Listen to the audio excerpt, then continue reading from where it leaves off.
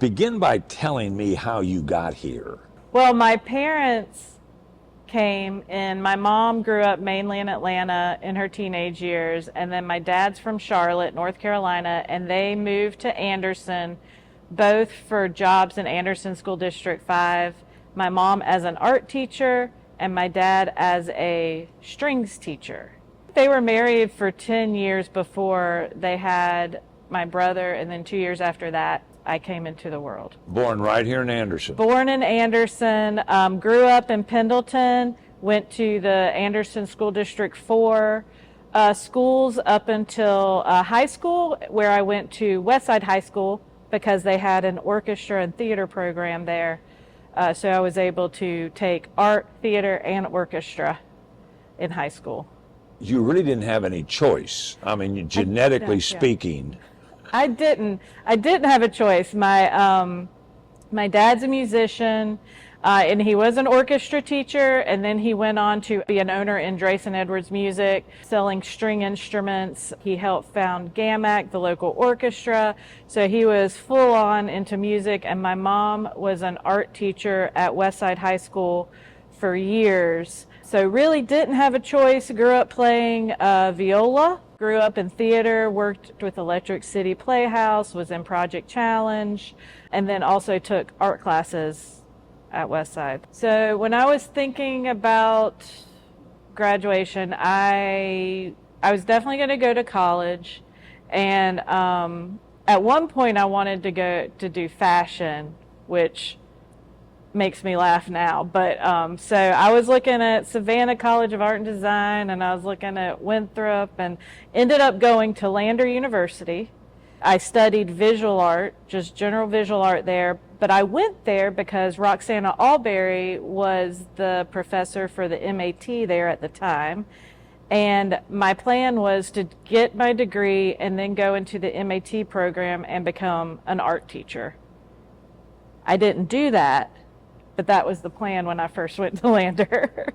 My first summer after my freshman year, I took summer classes, and one of them was photography, like Photography 101 with Bob Poe, and that's where I learned about photography. So, and it was film, it was 35 millimeter film. I really got into it. In college, I really liked shooting landscapes, and then playing with the development process to change it.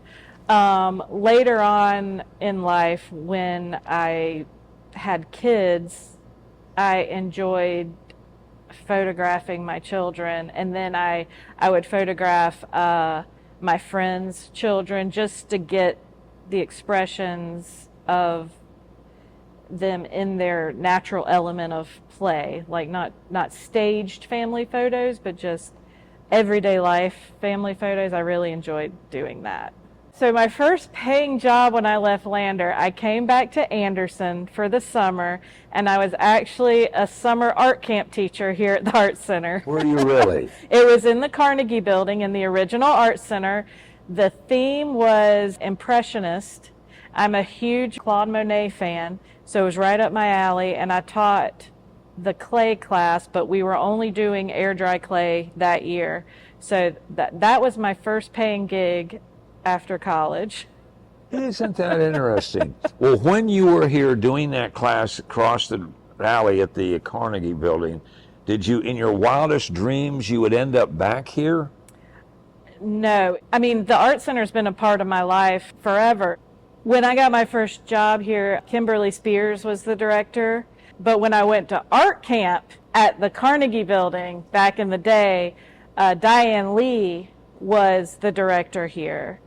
And Diane actually, I've known Diane for a really long time, but she actually followed me through my different careers, because she was my theater teacher in high school, and then I worked at a violin shop in Greenville for a long time, and she was the arts coordinator for Greenville County, so I worked with her a lot with the orchestra programs in Greenville County. And then when I came back to work here, April Cameron was the director. I started out teaching art classes downstairs and summer art camp and doing part-time graphics graphic work and marketing for the Art Center. What did you do at a violin shop? I started at Bernhardt House of Violins in Greenville. They're still there. Oh, they're a great shop if you have string instruments. I started out as their music librarian, so I would order sheet music for them. I worked my way up to eventually becoming the education coordinator, because at one point I was also the education rep, so I would drive to all the schools in the upstate and deliver instruments, take care of the teachers, help kids, go to rental meetings, help kids rent their first instrument, talk a lot of kids into playing viola. So it was a really rewarding job. Sounds like it. I did love it. I love it. Music education and art education in general is just a passion. Give me an overview of this building that has become so iconic to downtown Anderson, the Arts Center. What's its history? So the Arts Center's Arts Warehouse is what it's technically called, is the Arts Warehouse. And when Kimberly Spears was the director, she acquired this building, I believe in the 90s, and then she brought together the community to help fund the renovation of this building to turn it into what it is today. And before that, it was the Sullivan hardware storage, and then before that it was a warehouse for the train station. So it has like these really interesting elevator shafts that they've kept in some of the bays, and that's what we call them. We call each section a bay because of the warehouse. So Kimberly was able to bring the community together, and they really turned this place into a beautiful space. We have upstairs, we have 2 large art galleries, and downstairs we house the Atrium Gallery, which is a smaller gallery. We have the Bay 3 Artisan Gallery. That's also where our classrooms are located. So for summer art camp and after school art studio, that's where you would go.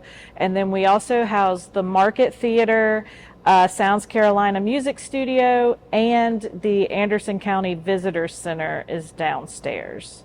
And what people may not know is they can rent this for whatever event they may have coming into their lives. You can rent both galleries. You can rent one gallery. We have a few other spaces that you can rent. We have people rent them for weddings, receptions, business functions, birthday parties, anniversaries. I mean, really anything you can think of, you can rent our space for. How does the Anderson County community look at art?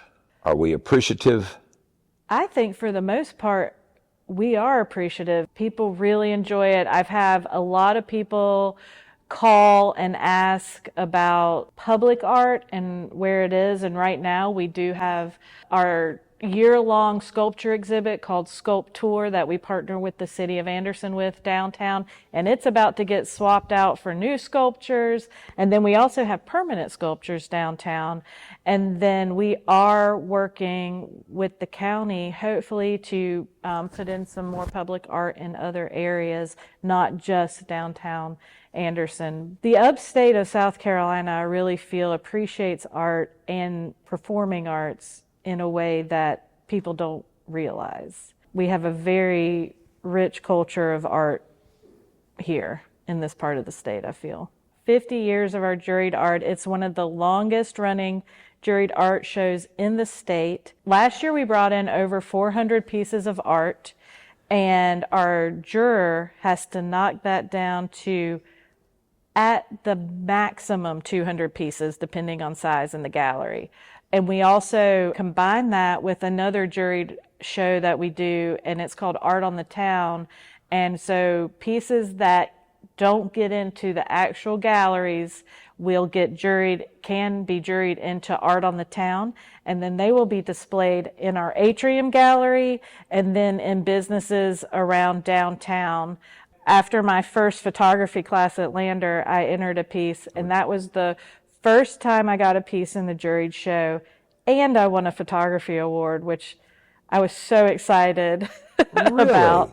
So, and it hung, I can still remember where it was hanging in the wall in the Carnegie Gallery. It was a moment I'll never forget. That is really cool. We have artists from all over the state. We actually had an artist drive from Charlotte last year to deliver pieces. We have 3 top prizes. We have Best in Show, second and third place, and then we do have a Callie Stringer Rainey Award, and that is given by Robert and Lou Rainey. And then that award, you get a monetary prize, but then your piece will also be part of the Anderson Arts Center permanent collection. And then we have merit awards, which range from $100 to $250, and we also have purchase awards that are they're either $500 or $1,000, and all the award money that people give for that show goes directly to the artist. The Art Center does not take a commission out of awards money. Tell me the different art forms that are represented in that show, because there's a wide variety. What's so great about the juried show is that you can come to it and you can find something that you like, because it has everything. It has photography, digital photography, it has painting, oil, acrylic painting, printmaking, sculpture, ceramics, fiber. It has everything. Between Youth Art Month and Juried Show opening, those are our 2 largest opening receptions of the year, and they're open to the public, so anybody can come. One major accomplishment for you folks was when this building was finally paid off. And now, with that having been taken care of, you've still got some upkeep to keep this going. Yes. What are your next projects? How can the community help? Our big project that we need to work on is either fixing or getting a new roof on the building. We do have a few leaks. We know where they all are, so that's good, but that's a project we've been working on for a few years now. It's just a big project. One thing that we love for people to do are become members of the Anderson Art Center. All that information you can find on our website. You can also come in. We'll be happy to talk to you about membership. If you own a business, we have business partnerships and sponsorships that you can do. So you could sponsor an exhibit or an event we have. And then also, we always need volunteers. So if you can't, maybe you can't do a membership or a business partnership, we are always welcoming volunteers to help us either get ready for events that we're having, or to help us just do some cleanup and maintenance on the building. I think we are working on scheduling some volunteer days in the coming future for the Carnegie building and for this building, just to do some maybe like spring cleaning and sprucing up with paint. And we'll need all the volunteers we can get for that.